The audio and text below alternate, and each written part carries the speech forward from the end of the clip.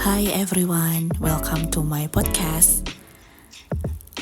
Nama aku Yuli Marina dan hari ini kita akan membahas perjalanan panjang dan dinamis pendidikan nasional di Indonesia. Dari masa kolonial hingga era digital, pendidikan di Indonesia telah mengalami banyak perubahan yang penting dan menarik untuk dibahas. Mari kita mulai.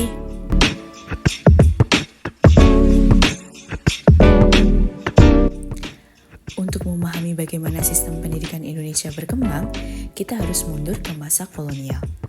Pada zaman penjajahan Belanda, pendidikan sangat terbatas dan hanya diberikan kepada kaum elit.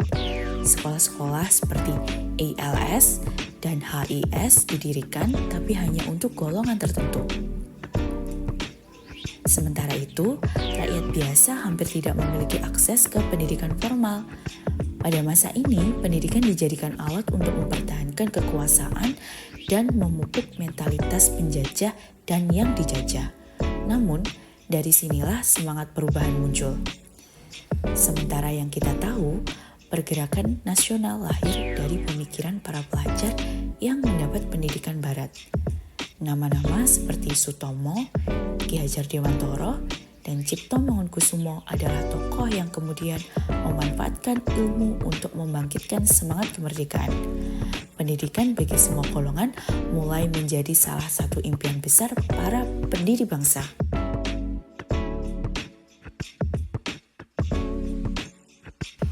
Nah, pendidikan sebelum kemerdekaan itu digunakan sebagai bahan kepentingan kaum bangsawan semata. Pembelajaran pada saat itu hanya sebatas membaca, menulis, dan berhitung seperlunya, yang itu diperuntukkan untuk mendukung usaha dagang pemerintah Hindia Belanda.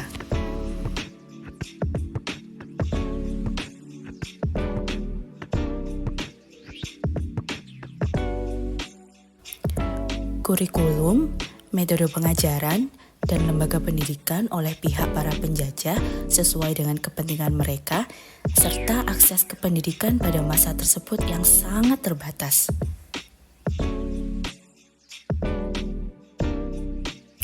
Nah, sekarang kita mulai pada tahun 1854. Nah, di sini pada tahun itu sudah mulai ada inisiasi nih dari para bupati untuk mendirikan sekolah kabupaten. Cuma ini hanya diperuntukkan untuk mendidik calon pegawai. Nah, di sini lahirlah Sekolah Bumi Putra untuk rakyat yang mendukung kepentingan Hindia Belanda. Nah, sekarang mari kita lanjutkan pembahasan kita terkait dengan pendidikan sebelum kemerdekaan. Kalau tadi sudah dijelaskan terkait dengan Sekolah Bumi Putra, nah sekarang di tahun 1903, R.A. Kartini mendirikan sekolah yang dinamakan dengan Sekolah Kartini.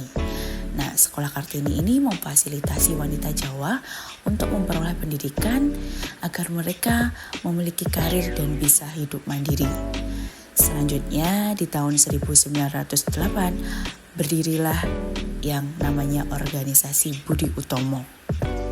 Nah, selanjutnya di tahun 1912 berdirilah yang namanya Stovia. Nah, Stovia ini diperuntukkan untuk pendidikan dokter bagi kalangan pribumi. Selanjutnya di tahun 1920 lahirnya cita-cita baru untuk perubahan radikal dalam pendidikan dan pengajaran. Dan di tahun 1922 berdirilah Taman Siswa yang didirikan oleh Ki Hajar Dewantara. Kita tidak bisa membicarakan pendidikan di Indonesia tanpa menyebut nama Ki Hajar Dewantara, Bapak Pendidikan Nasional. Tahun 1922, beliau mendirikan Taman Siswa, sebuah gerakan pendidikan yang menekankan kebebasan belajar, nasionalisme, dan pembelajaran berbasis pada budaya lokal. Ki Hajar Dewantara memperkenalkan konsep pendidikan yang berbasis pada 3 semboyan, Ing Ngarso Sung Tulodo, Ing Madya Mangunkarso, dan Tut Wuri Handayani. Setelah proklamasi kemerdekaan pada tahun 1945, Indonesia menghadapi tantangan besar dalam membangun sistem pendidikan yang inklusif dan merata. Pada masa awal kemerdekaan, masalah infrastruktur dan sumber daya menjadi penghambat besar. Namun, Dengan semangat gotong royong, pemerintah dan masyarakat berusaha membangun sekolah-sekolah dan menyusun kurikulum nasional yang sesuai dengan identitas Indonesia. Ketika Orde Baru memegang kendali pada tahun 1966, pembangunan infrastruktur pendidikan menjadi salah satu prioritas pemerintah. Pada masa ini, program seperti wajib belajar dan Inpres dalam pembangunan sekolah-sekolah dasar di daerah terpencil mulai diterapkan. Namun, di balik kemajuan tersebut, banyak kritik muncul terkait sentralisasi kebijakan pendidikan serta penekanan pada doktrin ideologi Pancasila yang sangat kaku.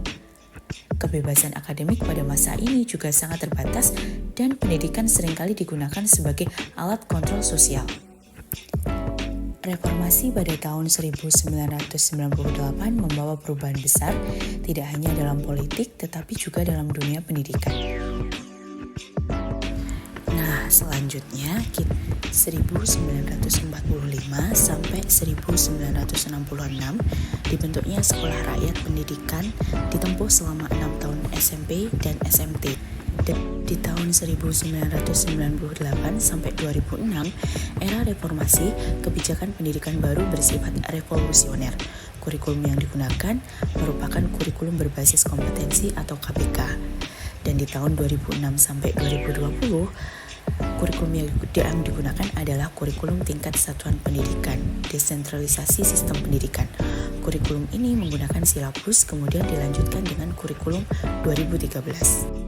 Dan yang terakhir, di tahun 2021 sampai sekarang, kurikulum Merdeka Belajar adalah inovasi dalam pendidikan Indonesia yang bertujuan untuk mengembangkan potensi dan minat belajar siswa.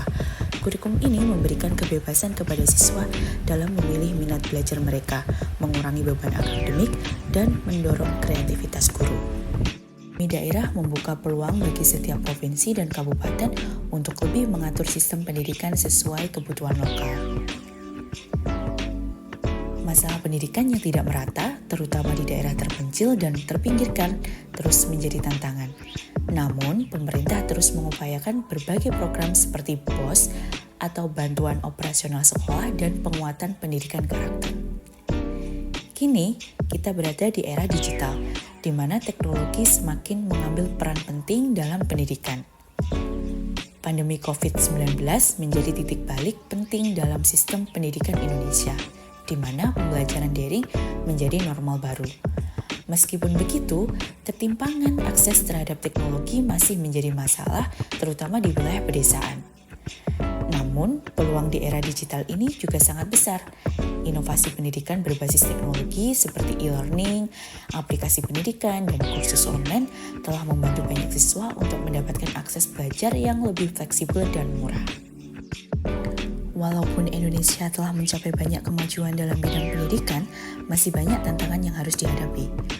Kualitas guru, kurikulum yang relevan, ketimbangan akses pendidikan, dan adaptasi terhadap perubahan zaman menjadi fokus utama di masa depan. Namun, dengan terus bergerak maju, diharapkan pendidikan di Indonesia bisa semakin merata, berkualitas, dan mampu melahirkan generasi yang siap menghadapi tantangan global.